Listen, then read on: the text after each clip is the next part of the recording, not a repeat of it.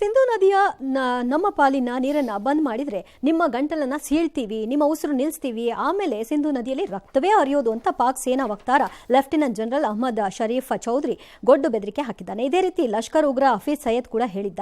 ಆದರೆ ಭಾರತದ ಜೊತೆ ನೀರಿನ ವಿವಾದ ಬಗೆಹರಿಸಿಕೊಳ್ಳದಿದ್ರೆ ಇದೊಂದು ವಾಟರ್ ಬಾಂಬ್ ಆಗುತ್ತೆ ಅಂತ, ನೀರಿಲ್ಲದೆ ನಾವೆಲ್ಲ ವಿಲವಿಲ ಒದ್ದಾಡಬೇಕಾಗುತ್ತೆ ಅಂತ ಪಾಕ್ನ ಸಂಸದನೊಬ್ಬ ತಮ್ಮ ಸಂಸತ್ನಲ್ಲಿ ಹೇಳಿಕೆ ಕೊಟ್ಟಿದ್ದಾನೆ.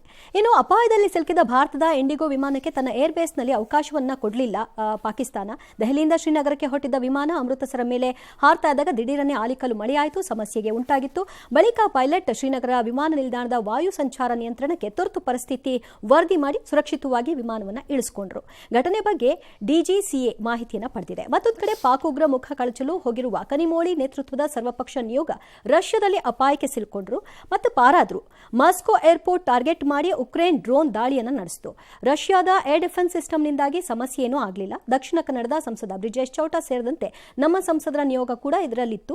ಒಟ್ಟು 45 ನಿಮಿಷಗಳ ಕಾಲ ವಿಮಾನ ಆಕಾಶದಲ್ಲಿ ಹಾರಾಟವನ್ನು ನಡೆಸಿ ಕೊನೆಗೆ ಲ್ಯಾಂಡಿಂಗ್ ಆಯಿತು. ಈ ಮಧ್ಯೆ ಭಯೋತ್ಪಾದಕರಿಗೆ ನೆರವು ನೀಡುವ ಪಾಕಿಸ್ತಾನದ ಆರ್ಥಿಕತೆಗೆ ಪೆಟ್ಟು ನೀಡಲು ಮುಂದಾಗಿರುವ ಭಾರತ ಈಗ ವಿಶ್ವ ಬ್ಯಾಂಕ್ ಕದ ತಟ್ಟಲು ಸಿದ್ಧತೆಯನ್ನು ನಡೆಸಿಕೊಂಡಿದೆ. ಆಯ್ತಾಯ್ತಾಯ್ತು ಅದೇನು ಬುರುಡೆ ಬಿಡಕ್ಕೆ ಅವನು ಬುರುಡೆ ಜನರಲ್ ಅಹ್ಮದ್ ಶರೀಫ್ ಚೌಧರಿ ಅಂತೆ. ಓಹೋ, ಉಗ್ರನಿಗೂ ಇವನಿಗೂ ಏನು ವ್ಯತ್ಯಾಸನೇ ಇಲ್ಲ ಸರ್. ಅವನ ಕಡೆಯವ್ರನ್ನ ಕೂರಿಸ್ಕೊಂಡು ಚಪ್ಪಳೆ ಹೊಡೆಸ್ಕೊಂಡು ಬುಟಾರ್ ರೈಲಿನ ಅವನೊಬ್ಬ ಉಗ್ರನ್ ಮೋಸ್ಟ್ಲಿ ಅವನು ಪ್ರಮೋಷನ್ ಟ್ರೈ ಮಾಡ್ತಿರ್ಬೇಕು. ಹಾ, ಅದಕ್ಕೆಲ್ಲ ಕೇಳಿದ್ದಾನೆ.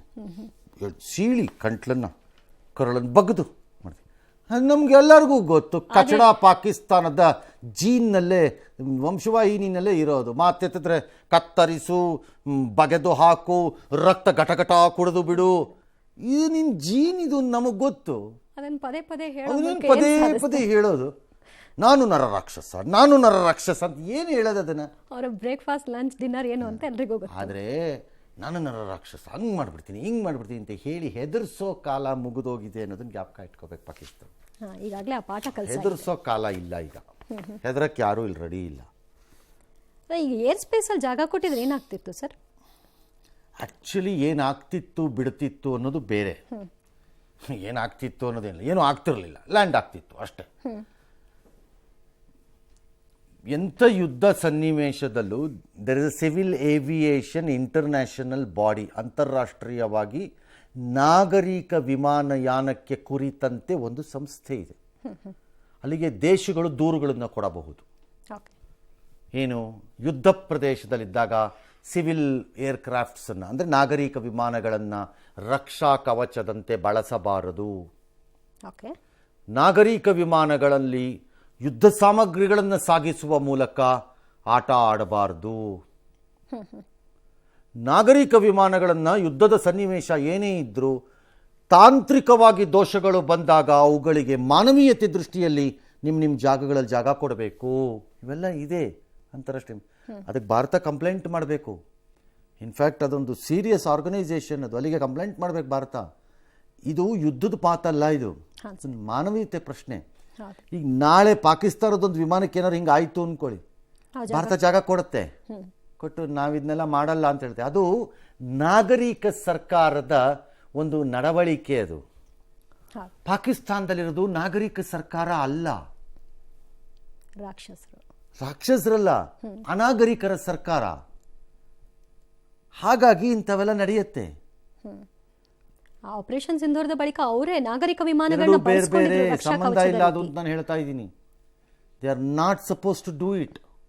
ಹಾಗೆ ಮಾಡೋ ಹಾಗಿಲ್ಲ. ಏನು ಎಮರ್ಜೆನ್ಸಿಲಿ ಸುಮ್ಮನೆ ಇಂಡಿಯಾದ ಯಾವುದೋ ಏರ್ಕ್ರಾಫ್ಟ್ ನನ್ನ ಆ ಕಡೆ ಆ ಕಡೆ ಹೋಗ್ಬೇಕು ಅರ್ಜೆಂಟು ಅಂತಾರೆ, ಬಾಂಬಿಸ್ಕೊಂಡು ಹೋಗೋ ಕಡೆಗೆ ಬಿಡಲ್ಲ ಅಂತಾರೆ. ಅದಕ್ಕೊಂದು ಅರ್ಥ ಹಂಗಲ್ಲ, ಎಮರ್ಜೆನ್ಸಿ ಮಾಡಿಲ್ಲ. TMCದ 5 ಜನ ಇದ್ರಂತೆ ಅದರಲ್ಲಿ. ಹೌದು ಸರ್. ಅದೇ ಆ ಮೇಡಮ್ ಜರ್ನಲಿಸ್ಟ್ ಆಗಿದ್ರಲ್ಲ ಅವರು, ಡೆರಿಕ್ ಒಬೆರಾ, ಇನ್ನು ಎಲ್ಲರೂ ಯಾರ್ಯಾರೋ ಇದ್ರು 5 ಜನ.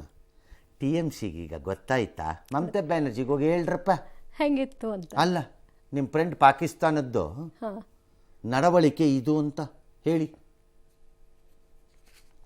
ಮಾತಾಡ್ತಿರಲ್ಲ, ವಕ್ತಾರರ ಥರ ಕೆಲವರೆಲ್ಲ, ಹೋಗಿ ಹೇಳಿ ಅವ್ರ ಬುದ್ಧಿ ಏನು ಅಂತ. ಆ ಟೈಮಲ್ಲಿ ಜೀವ ಎಲ್ಲ ಬಾಯಿಗೆ ಬಂದಿತ್ತೇನೋ ಮೋಸ್ಟ್ಲಿ.